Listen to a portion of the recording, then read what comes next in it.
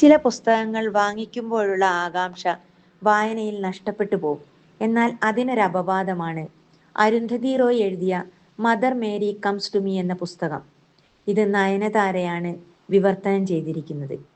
ആത്മകഥയും ജീവചരിത്രവും കൂടിക്കലർന്ന ഒരു നാട്ടുപാതയിലാണെന്ന് തോന്നും വായനക്കാരന്.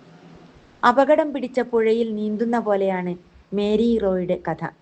അരുന്ധതിയുടെ എഴുത്ത് കുന്നുകയറി വിശാലമായ പുൽമേടുകളിലെത്തുന്ന സമാധാനം തരും.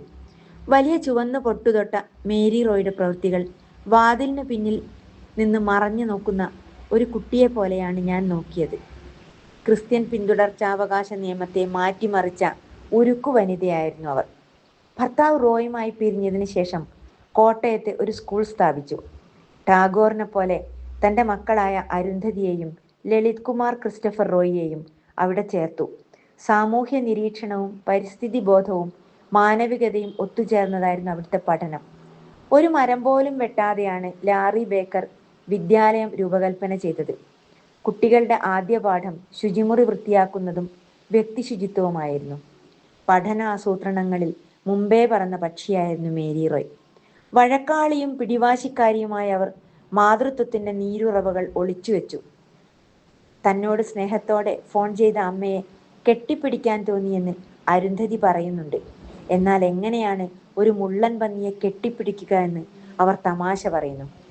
ലാറി ബേക്കറെ കണ്ട് തിരിച്ചു പോരുമ്പോൾ അദ്ദേഹത്തോട് അരുന്ധതി മണ്ടത്തരങ്ങൾ പറഞ്ഞുവെന്ന് ആരോപിച്ച് മേരി റോയ് 16-കാരിയായ മകളെ വഴിയിലിറക്കി വിട്ടു. സന്ധ്യ വരെ വഴിവക്കിൽ നിന്ന് അവളെ ദേഷ്യം കുറഞ്ഞപ്പോൾ കാറിൽ കയറ്റി. എൻ്റെ വീട്ടിൽ നിന്നിറങ്ങിപ്പോ, എൻ്റെ കാറിൽ നിന്നിറങ്ങിപ്പോ എന്ന് പലതവണ ദേഷ്യം വരുമ്പോൾ അലറി വിളിക്കും. ആഗ്രഹിക്കാതെ പിറന്നവളാണെന്നും എൻ്റെ കഴുത്തിൽ കെട്ടിയ കല്ലാണ് നീയെന്നും ശപിക്കും. ഓരുന്ധതി എന്ന് ബംഗാളി സ്റ്റൈലിൽ വിളിക്കുന്ന രസികനായ അച്ഛനുമായുള്ള കൂടിക്കാഴ്ചകളും ഇതിലുണ്ട്. അദ്ദേഹത്തെ അവർ സ്നേഹപൂർവ്വം മിക്കി എന്ന് വിളിച്ചു.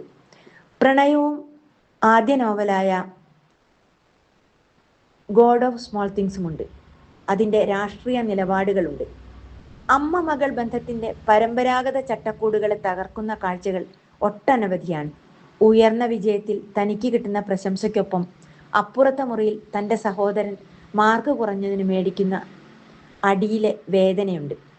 അജ്മീർ ദർഗയ്ക്ക് ചുറ്റുമുള്ള യാചകരുടെ സൗഹൃദവും നക്സലൈറ്റുകളുടെ കൂടെ താമസിച്ചതും കാശ്മീരിൽ പോയി എടുത്ത ഡോക്യുമെൻ്ററിയും അവരുടെ രാഷ്ട്രീയത്തിലുമുണ്ട്. നർമ്മദാ ബചാവൻ ആന്തോളനിൽ പങ്കെടുത്ത അനുഭവങ്ങളും ഇന്ത്യൻ ജനാധിപത്യത്തെക്കുറിച്ചുള്ള ആശങ്കകളും അവർ തുറന്നു പറയുന്നുണ്ട്. വായിച്ച അന്ന് രാത്രി മുഴുവനാക്കുന്നതുവരെ എനിക്ക് വളരെയേറെ ആകാംക്ഷയും വായനയ്ക്ക് ശേഷം സന്തോഷവും തന്ന ഒരു പുസ്തകമാണ്